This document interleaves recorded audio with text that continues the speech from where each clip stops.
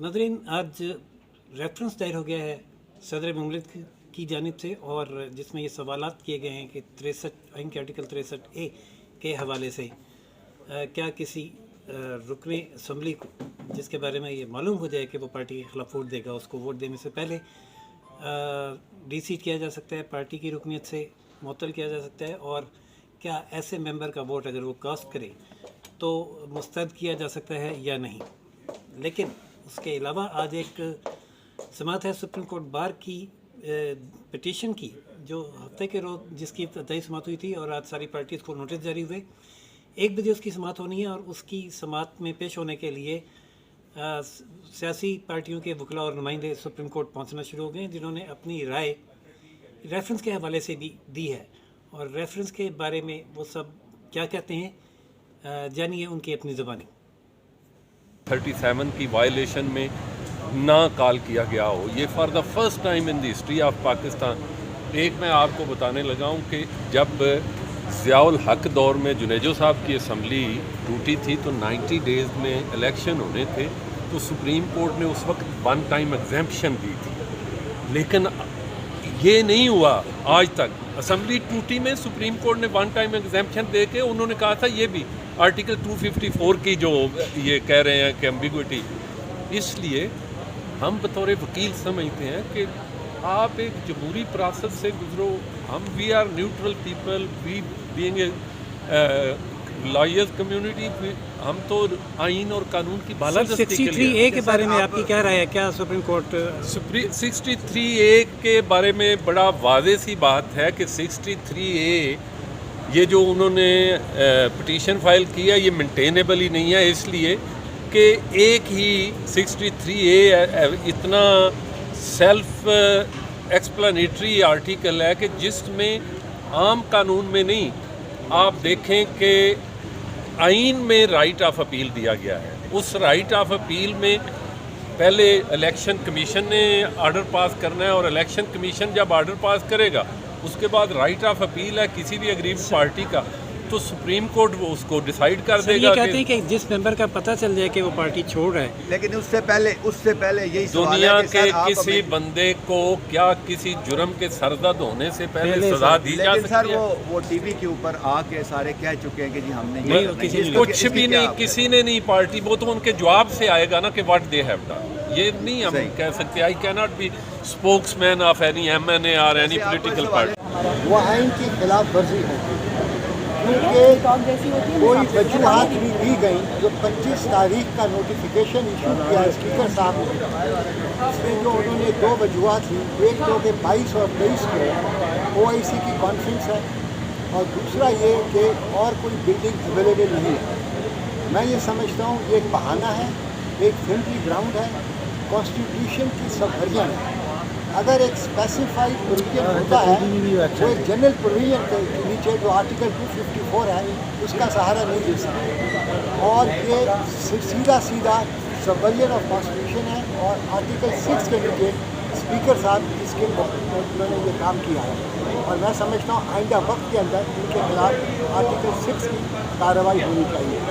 जहाँ तक सर आज आप अदालत में जब पेश होंगे तो स्पीकर के खिलाफ आर्टिकल 6 के तहत कार्रवाई की इस्तदा करेंगे आज? देखिए जी, वो गवर्नमेंट करती है, वो उसका डिफरेंट प्रोसीजर है, उस प्रोसीजर को फॉलो करना पड़ेगा। मगर मेन जो इम्पोर्टेंट जो क्वेश्चन है इसका ये है कि कोई भी शख्स डिसक्वालीफाई नहीं है, डिसक्वालीफाई इलेक्शन कमीशन कर सकती है और कोई नहीं कर सकता। और उन्होंने कभी तक वोट कास्ट नहीं हुआ है।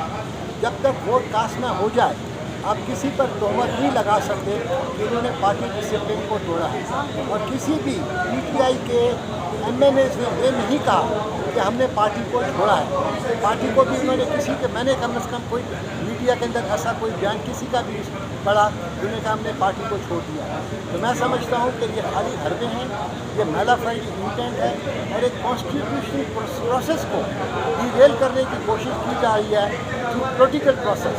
ये जलसा जलूस जो है ये पॉलिटिकल प्रोसेस है, और ये कॉन्स्टिट्यूशनल प्रोसेस जो पार्लियामान के अंदर है उसको सबवर्ट नहीं करना चाहिए। और हुकूमत वक्त को आइन और कानून के नीचे, और स्पीकर साहब को खास तौर पर आइन और कानून के नीचे सेशन को बुला के 14 दिन के अंदर बुलाएं, और 7 दिन और होते हैं, उन 7 दिन के अंदर वोट ऑफ नो कॉन्फिडेंस पर वोटिंग करा लें। जो भी नंबर गेम में ज़्यादा होगा वो जीत जाएगा। सदारती रेफरेंस आज सुना जाएगा, मैटर सबजुडिस है। मेरा अपना पर्सनल व्यू है, ये मेंटेनेबल। 25 को इजलास रीज़न ये है कि इलेक्शन कमीशन जब डिक्लेयर करता है, किसी को डिसक्वालीफाई करता है, उसकी अपील सुप्रीम कोर्ट में आती है। कॉन्स्टिट्यूशनल अपील को आप थ्रू द रेफरेंस ख़त्म नहीं कर सकते। हर इंडिविजुअल का राइट है, अगर किसी को डिसक्वालीफाई किया जाता है आर्टिकल, लेकिन स्पीकर के पास ये पावर नहीं है। ये खाली पावर जो है इलेक्शन कमीशन के पास है, और इलेक्शन कमीशन अगर किसी को डिसक्वालीफाई करता है तो उसकी अपील जाती है सुप्रीम कोर्ट। इस चीज़ को मद्देनज़र रखते हुए मैं समझता हूँ कि ये आर्टिकल 186 का जो रेफरेंस है, ये कानून और आइन के नीचे मेंटेनेबल है। नाइक साहब ये बताएं कि इलेक्शन कमीशन डीसीट करता है या डिसक्वालिफिकेशन, इसमें कोई फर्क है? डिसक्वालीफाई करता है। तो जब डिसक्वालीफाई, देखिए ना, डीसीटी का नोटिफिकेशन जो होता है वो secretariat of the parliament issue करता है on the basis of the disqualified person is disqualified. Naik साहब रेफरेंस में मुद्दत को फॉलो नहीं कर सकती आइन में जो मुद्दत दी गई है 254 के तहत, तो वो एकदम गैर आइनी नहीं होता। स्पीकर भी यही कह रहे हैं कि मुद्दत जो है वो बाइंडिंग नहीं है 14 दिनों की या 7 दिन की। वो बाइंडिंग है, एक स्पेसिफिक प्रोविजन है। General provision can not override a specific provision.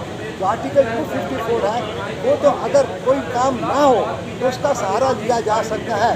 अभी तो ये काम हुआ ही नहीं है, मुद्दत पूरी हुई नहीं है, तो इस 254 का कैसे सहारा लिया जा सकता है? नाइक साहब 25 को इजलास में सिर्फ फातेह खानी रखी गई है, इस सूरत हाल में अपोजिशन क्या करेगी? कौन सी फातेह खानी?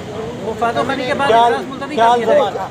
देखिए, अगर फातेह खानी है, अगर पहला दिन है, तो फातेह खानी के बाद कोई ऐसा कानून और नहीं है, कोई आइन में नहीं लिखा हुआ कि बाकी क्या कहते हैं जो कार्रवाई एजेंडा है उसके मुताबिक काम ना हो। जो भी कार्रवाई हो सकती है, कोई ममानियत नहीं है। Thank you sir.